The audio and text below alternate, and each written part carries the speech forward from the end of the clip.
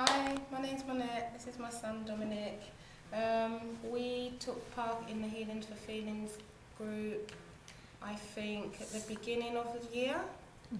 And we found it most useful. The techniques that we found most useful were flip switching, relaxing, and going to that special secret place.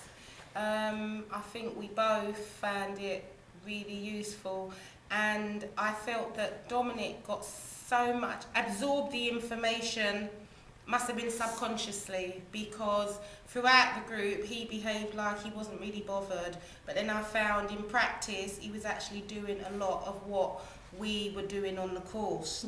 And even to date now, we finished the course maybe 6 months ago, but now he, will do something at home and I'll go, ah!